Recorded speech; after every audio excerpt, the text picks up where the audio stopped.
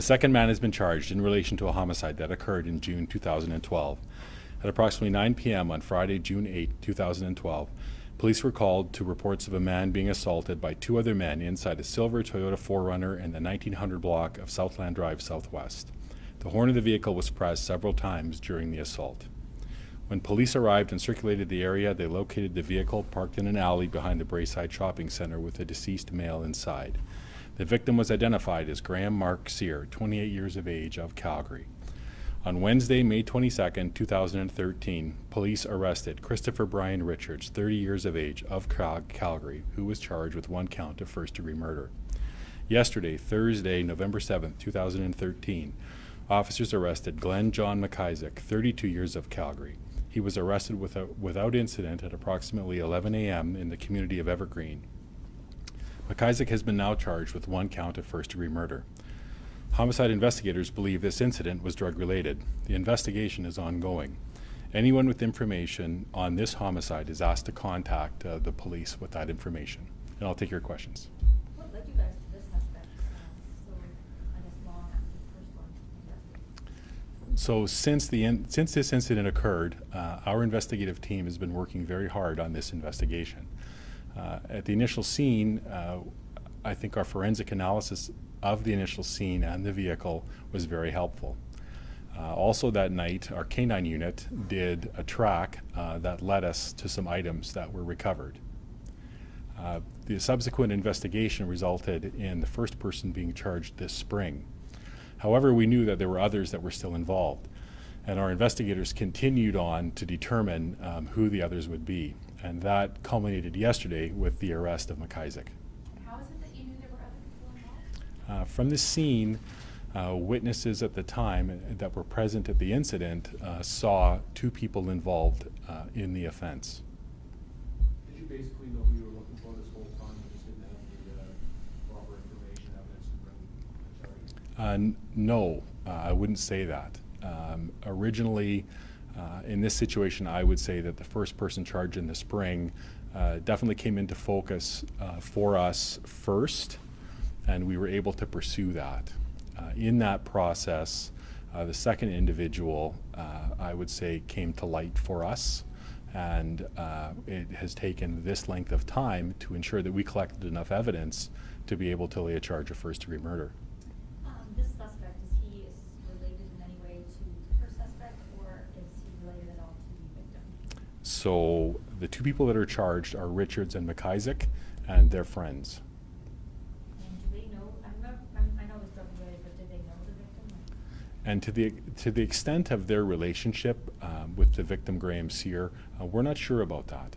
They obviously knew each other. We believe this was a drug deal of some kind, a drug transaction.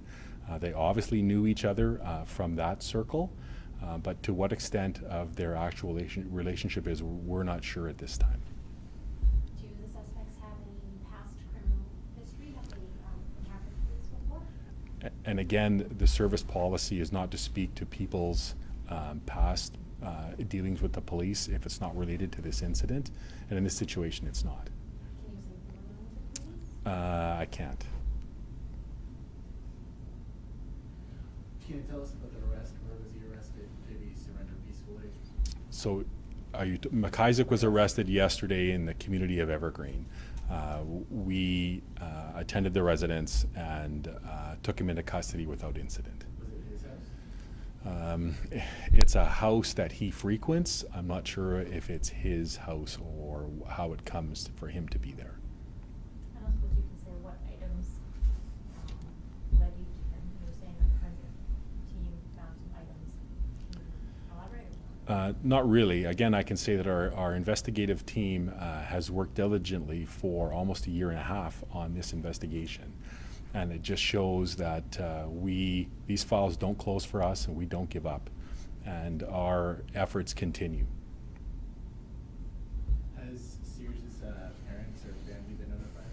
Yes, they have, and they were very happy to hear that a second person has been now charged with in the death of their son.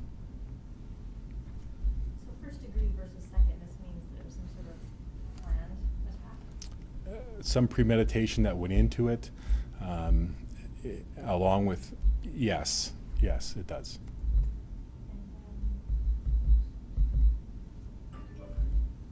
Pardon? So the items were recovered at the scene from inside the vehicle. But again, what actually happened inside the vehicle are things that I can't get into. I don't know if you guys can say the first time around how the victim died. Are you able to say that? Unfortunately, we're not. Again, our investigation is continuing. We believe there's still people in the community that have information as to what happened. And again, we're asking those people to come forward, and this investigation is not closed now. Anything to say for your officers who work so hard? That they continue to do a very good job for us every day. And these files don't close, and we continue on. I'm sorry, staff, you said that this investigation is not closed, it's still ongoing? That's correct. You're looking for more people? We're looking for more people, I guess, that have information. And when that information comes forward, we'll be able then to make a better determination if there's anybody else that may have been involved in the planning of this or may have assisted these individuals after. You said that witnesses reported seeing an assault. Right, an assault? That's correct. So the night of the incident, these individuals all ended up inside that vehicle. A fight took place inside the vehicle. As is indicated in the release, the horn was honked. It was a summer night. There was lots of people in the parking lot present from the leisure center that's across the street. These actions drew the attention of the crowd to the vehicle. Individuals were then seen running from the vehicle. Any other questions? So does the horn honking imply that you tried to call for help then? I think it's more of an indication of the struggle that was going on inside the vehicle. What was the risk for public safety if there was so much going on around that time? Well, again, in that situation, there was a large gathering at the community center across the street, and they had come over to congregate in that strip mall area. So we had a large presence of young people in the area. And so as a drug deal or a drug transaction going on, it is a threat to public safety, this kind of activity. And other people could have been injured that night, one way or another. We're very happy that they weren't. But unfortunately, a man died in this incident. The people called police. It wasn't like one of these cases where no one called. They thought someone else was going to call, so they didn't call. There was actually. That's correct. There were several people that called 911. There were several people that assisted this police investigation that night and continued to do so afterwards. And when is he in court? I believe his next court appearance is on the 12th.